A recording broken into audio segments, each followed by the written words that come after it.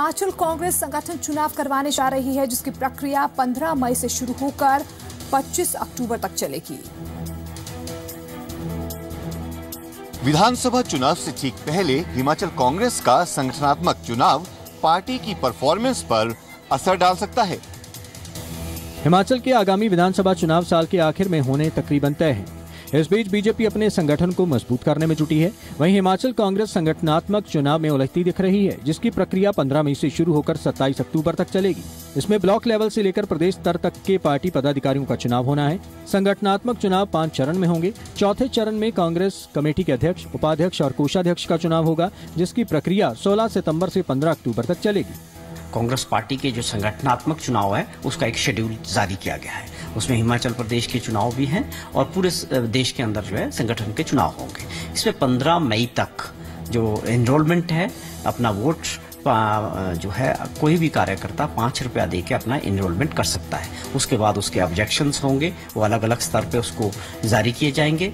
ये election commission of India के आदेश के अनुसार हर संगठन को अपने चुनाव करवाने होते हैं। कांग्रेस पार्टी ने भी इसी के तहत अपना ये शेड्यूल जारी किया है पूरे देश के अंदर कांग्रेस पार्टी के संगठन के चुनाव के लिए। जाहिर है सीएम वीरभद्र सिंह अपनी पसंदीदा टीम के साथ विधानसभा चुनाव की जंग में उतरना चाहेंगे, जिसका असर पार्टी पदाधिकारियों के चयन पर पड़ सकता है। मोहित प्रेम शर्मा, जी मीडिया, शिमला। तो हिमाचल में चुनावी बिसात बिछना शुरू हो गई है। क्या हिमाचल में वन माफिया, खनन माफिया सक्रिय हैं? क्या हिमाचल में इन पर राजनीति होती है? वन माफिया, खनन माफिया और भू माफिया के दावों में कितनी सच्चाई है? लोगों से बातचीत की गई। हिमाचल प्रदेश में इस बार जो चुनावी साल है उसमें खनन माफिया, भू माफिया, वन माफिया और शराब माफिया जो है, ये भी मुद्दे जो हैं वो जनता के बीच ले जाने की तैयारी कर रहे हैं सियासी दल। लेकिन जनता क्या सोचती है इन मुद्दों के लिए? हमारे साथ यहाँ पर कुछ लोग मौजूद हैं, युवा भी हैं। आप बताइए सबसे पहले कि क्या वाकई ही सक्रिय है हिमाचल प्रदेश में वन माफिया, भू माफिया, शराब माफिया? हाँ बिल्कुल, जहाँ तक आपने बताया कि वन माफिया या शराब माफिया की जहाँ तक बात करते हैं आप, हिमाचल प्रदेश को डायमंड स्टेट कहा जाता है, नेशनल अवार्ड है। मुझे नहीं लगता कि सरकार की कोई ऐसी मंशा है कि जिस तरह से यहाँ पे गुटखा, पान मसाला या शराब का या जितना भी हो रहा है या खनन माफियों के द्वारा हमारी पहाड़ियों का खदान किया जा रहा है, हमारे जितनी भी जमीन का भूमि कटाव हो रहा है, उससे मुझे लगता है कि हिमाचल प्रदेश एक दिन जो हमारे और से राज्य भी आते हैं जिनमें पर्यावरण के नाम से 0 आंका जाता है, तो हिमाचल प्रदेश भी इसी कगार पर दिन ब बढ़ता जा रहा है। सरकार मतलब ध्यान नहीं दे रही है, इनका ये कहना है। और आप सोचते हैं कि क्या सरकार ने वाकई कुछ किया कि अभी भी आप कुछ देखते हैं इस तरह की चीजें होते हुए? नहीं, ऐसा है कि सत्ता और विपक्ष दोनों नगण्य हैं, दोनों का ही जो अपनी जिम्मेवारी नहीं निभाई है। 118 में अब आप ये देखिए, हमारी जो शामलात भूमि थी, गांव में गोचर भूमि थी, वो तो समाप्त हो गई।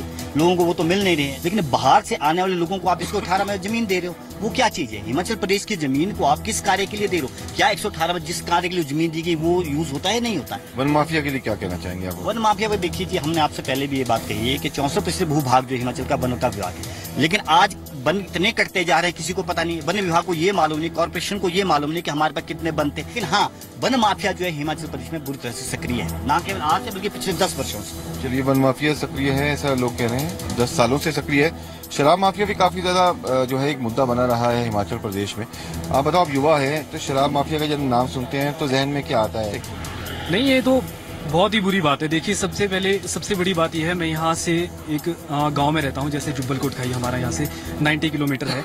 तो मैंने वहाँ पर लोगों को देखा है कि गांव में लोग शराब लेकर शराब बेचते हैं, और किसी को भी कभी शराब बेची जाए तो कम से कम उसका एक आइडेंटिटी प्रूफ लिया जाए, यानी कि जो एक युवा हो। मेरा ये कहना है कि वो 18 years about then 18 years he बेचे। तो यहाँ पर जो है अलग अलग प्रतिक्रियाएं जो है वो सामने आई हैं जनता की, और माफिया राज को लेकर के जिस तरह से सरकार को घेरती रहे हैं विपक्षी दल, चाहे बीजेपी हो चाहे कोई भी पार्टी हो, उसी तरीके से जनता जो है वो भी ये चाहती है कि माफिया राज खत्म होना चाहिए। वन माफिया से पर्यावरण जो है वो खराब हो रहा है क्योंकि पेड़ काटे जा रहे हैं, और ऐसे में जो सरकार संरक्षण की बात करती है, पर्यावरण संरक्षण की, वो कहीं ना कहीं ऐसी बातें जो है फिर खोखली साबित होती है। कैमरा पर्सन अशोक सोनी के साथ मोहित प्रेम शर्मा, जी मीडिया। वहीं ऊना के लोगों का इस मुद्दे पर क्या कुछ कहना है, जी मीडिया संवाददाता राकेश मल्ली ने उनसे बातचीत की है। हिमाचल की बात में आज हम बात करेंगे अवैध खनन वन माफिया और भू माफिया को लेकर जो सियासत हो रही है उसको लेकर हम लोगों की राय जानेंगे। सर आप बताएं, प्रदेश में जो वन माफिया और भू माफिया, जो खनन माफिया को लेकर जो सियासत हो रही है उसके बारे में आपका क्या कहना है? देखिए, जो सियासत हो रही है बिल्कुल ठीक हो रही है। पहले तो एक बात मैं आपको बता दूं कि आपके चैनल में खनन माफिया के खिलाफ कई बार आपने रिपोर्ट भी पेश की है, बहुत बढ़िया। लेकिन मेरे को एक बात बताएं, कुछ नहीं हुआ आज तक। जो अफसर हैं, लोग हैं, वो बैठे हुए हैं ऑफिस, एसी ऑफिस में बैठे हुए हैं, कोई कुछ नहीं कर रहा। भू माफिया देखिए, बन काटे जा रहे हैं, कोई कुछ नहीं हो रहा। कह रहे रिपोर्ट आ रही है कि कुछ नहीं हुआ, पेड़ के पेड़ वैसे हैं, सब कुछ दिख रहा है। मैं तो चाहता हूं कि इसके साथ जैसे आप पहले रिपोर्ट पेश करते हैं, आगे भी इस रिपोर्ट को ज़्यादा से ज़्यादा आप लोगों को दिखाएं। क्या करेंगे, कैसे करेंगे? माफिया को लेकर जो सियासत हो रही है, आपको क्या लगता है कहीं ना कहीं इनको जो सरकार का संरक्षण प्राप्त है या नहीं? निश्चित तौर पर मैं एक जनमानस होने के नाते कह सकता हूं कि प्रदेश सरकार ने माफिया को पूरी तरह से संरक्षण दे रखा है। इसीलिए शरेआम धड़ल्ले से प्रदेश में माफिया राज जो है वो धनधना रहा है। आपका क्या मानना है कि जो वन माफिया, भू माफिया और जो खनन माफिया का मुद्दा है, हिमाचल में जो लोकसभा जब विधानसभा चुनाव आने वाले हैं, इसका कहीं ना कहीं इम्पैक्ट देखने को मिलेगा? बिल्कुल देखने को मिलेगा भाई। अभी हमारे सामने की भू माफिया, खनन माफिया ने किस प्रकार से इस प्रदेश की जड़ें कमज़ोर कर दी हैं। कभी एक ट्राली 300 रुपये की मिलती थी, आज एक ट्राली का रेट आपको 1300, 1400, 1500 इस हिसाब से मिलता है। सो कुल मिला के ऊना के लोगों का यही कहना है कि जो वन माफिया, भू माफिया और जो खनन माफिया का मुद्दा है, इसका जो है आने वाले विधानसभा चुनावों में इम्पैक्ट देखने को मिलेगा। राकेश मल्ली, जी मीडिया, ऊना। हरियाणा विधानसभा में आज जीएसटी बिल पास हो गया है। जीएसटी को लागू करने वाला हरियाणा देश का 8वां राज्य बन गया। हरियाणा विधानसभा का आज विशेष सत्र बुलाया गया, जिसमें आज जीएसटी बिल को सर्वसम्मति से पास कर दिया गया। अगर हम बात करें हरियाणा की, तो हरियाणा 8वां राज्य बन गया है जिसने जीएसटी को पास किया है। जीएसटी बिल पास हुआ है और कुछ यूनिवर्सिटी से संबंधित उनके क्षेत्र में कुछ परिवर्तन किया गया है। ये आज बिल यहाँ पर पास हुए हैं और एक हरियाणा के अलग हाई कोर्ट के संबंध में भी एक प्रस्ताव आया है, वो भी आज सदन ने सर्वसम्मति से पास किया है। सभी दलों ने मिलकर के जीएसटी बिल को यहाँ हरियाणा विधानसभा में सर्वसम्मति से पास करने का काम किया। मैं समझता हूँ ये बिल देश के इतिहास में और हरियाणा प्रदेश के इतिहास में बहुत बड़ा एक मील का पत्थर साबित होगा। जीएसटी जैसा कि लोकसभा राज्यसभा में पास हुआ, ज्यादातर राज्यों ने किया और आज जीएसटी के लिए स्पेशल सत्र जो है आज यहाँ पर बुलाया गया और सर्वसम्मति से जो है वो जीएसटी बिल यहाँ पर पास किया गया है। आने वाला समय बताएगा कि उसका कितना ज्यादा लाभ होता है या कहीं कोई नुकसान है। तो मैं समझती हूँ अगर समय के हिसाब से अगर कहीं कोई अमेंडमेंट की राज्यों को करने की आवश्यकता पड़ी तो वो केंद्र को जरूर सिफारिश करें। हरियाणा विधानसभा अध्यक्ष और उपाध्यक्ष वेतन भत्ता संशोधन विधेयक 2017, उसके अलावा अगर हम बात करें हरियाणा विधानसभा सदस्य वेतन भत्ता और पेंशन संशोधन विधेयक 2017 और हरियाणा मंत्री वेतन तथा भत्ता संशोधन विधेयक 2017, ये तमाम जो बिल है उनको आज पास कर दिया गया। उसके अलावा अगर हम बात करें सत्र के दौरान पक्ष और विपक्ष में तीखी नोकझोंक भी देखने को मिली और कई मुद्दों को लेकर जो विपक्ष है, चाहे बात करें कांग्रेस की या फिर बात करें इनेलो की, उन्होंने सरकार को खूब घेरा। उसके अलावा अगर हम बात करें एसवाईएल का मुद्दा भी आज खूब सदन में घूमा, जिसको लेकर जहां पर विपक्ष ने सवाल खड़े किए और कहा कि जो प्रधानमंत्री मोदी से उनकी क्या मुलाकात है ये उसके बारे में जो विधानसभा को बताए। वहीं पर अगर हम बात करें इसका सीधे तौर पर मुख्यमंत्री मनोहर लाल खट्टर ने जवाब दिया। कैमरा पर्सन जयवीर रावत के साथ ललित शर्मा, सी मीडिया, चंडीगढ़। चुनाव आयोग ने ईवीएम को लेकर सियासी दलों की आशंकाओं को दूर करने के मकसद से 12 मई को सर्वदलीय बैठक बुलाई। आम आदमी पार्टी ने ईवीएम से छेड़छाड़ का आरोप लगाते हुए इस मुद्दे को जोर शोर से उठाया था। ईवीएम पर विपक्षी पार्टियों के विरोध को चुनाव आयोग ने गंभीरता से लिया है। 12 मई को होने वाली सर्वदलीय बैठक में चुनाव आयोग 10 दलों की बात सुनेगा, साथ ही अपना पक्ष भी रखेगा।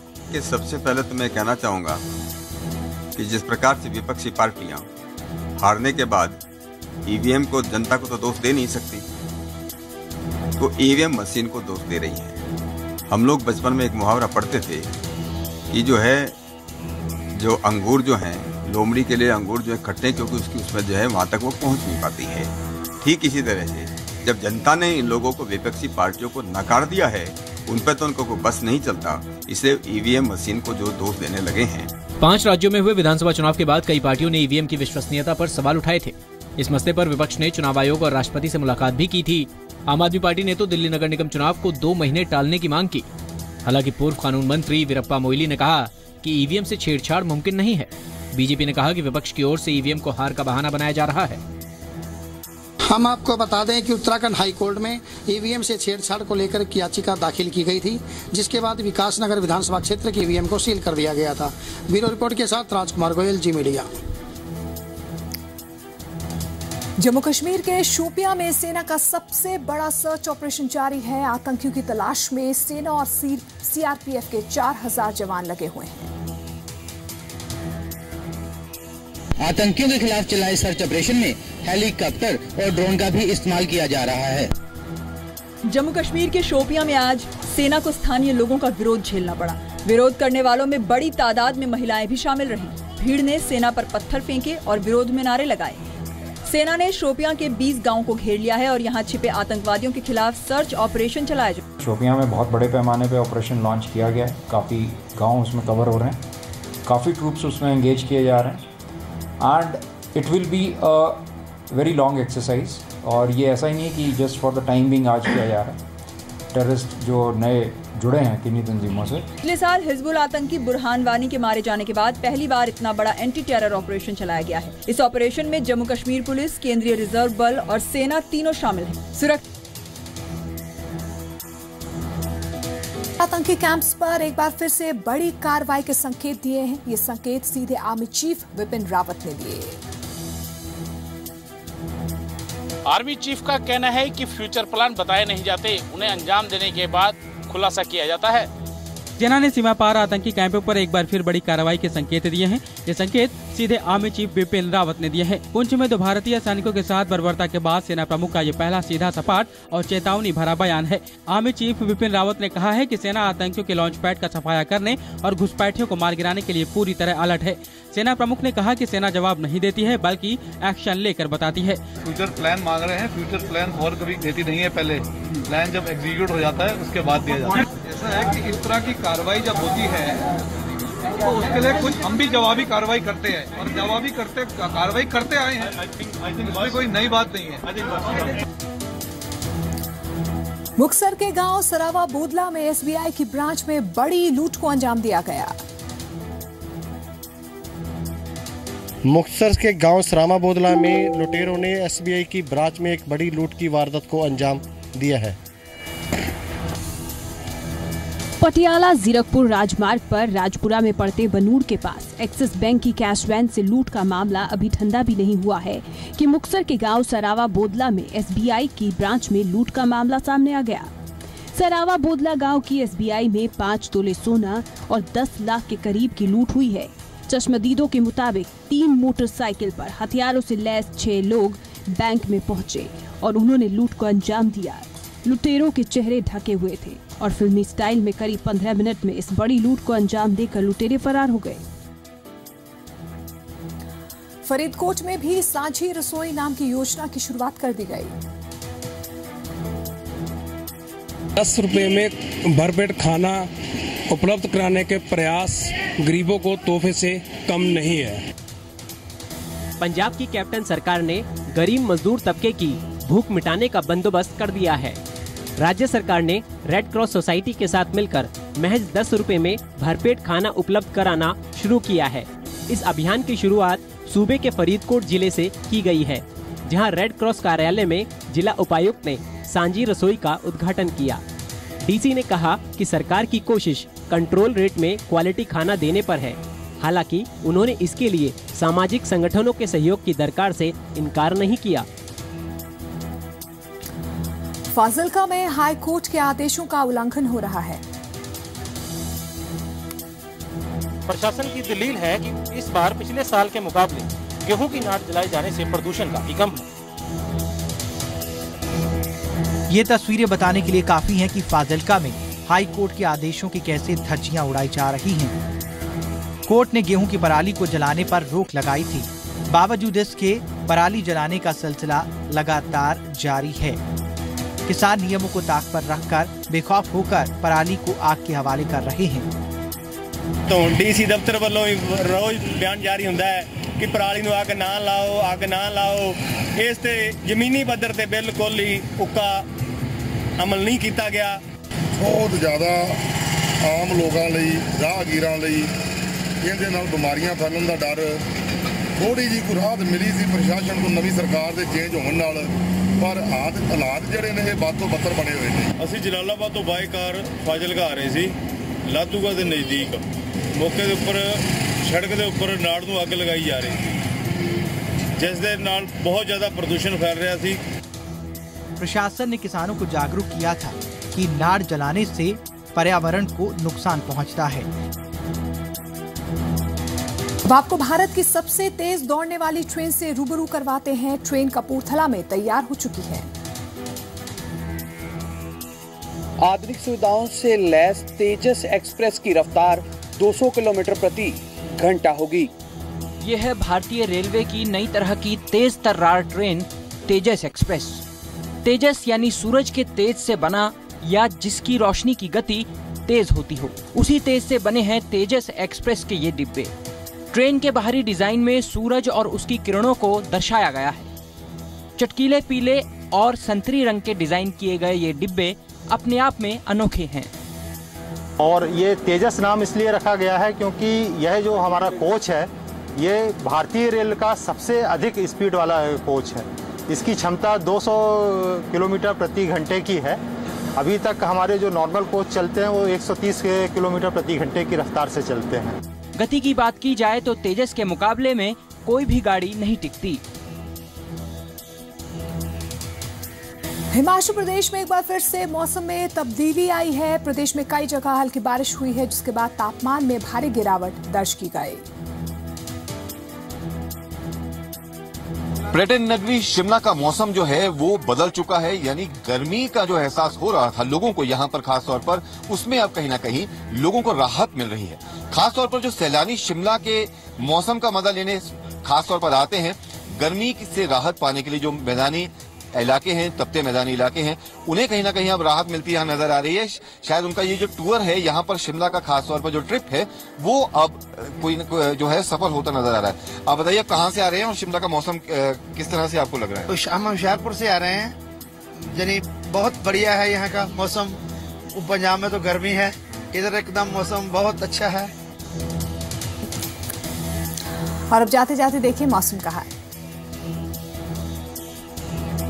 दिल्ली और हरियाणा के बड़े शहरों में आज तापमान 40 डिग्री सेल्सियस को छू गया, जबकि हिसार सबसे ज्यादा गर्म रहा।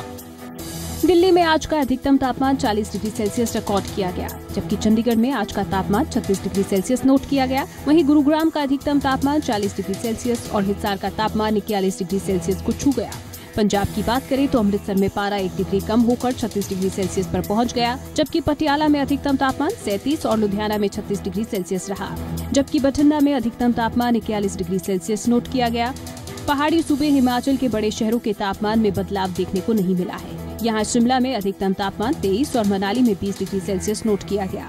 वहीं धर्मशाला का तापमान 29 डिग्री सेल्सियस रहा, जबकि जम्मू कश्मीर की राजधानी श्रीनगर में पारा 19 डिग्री सेल्सियस रिकॉर्ड किया गया। पंजाब में भटिंडा सबसे ज्यादा गर्म रहा, जबकि अन्य शहरों में तापमान घटा है। ब्यूरो रिपोर्ट के साथ संदीप सिंह, जी मीडिया।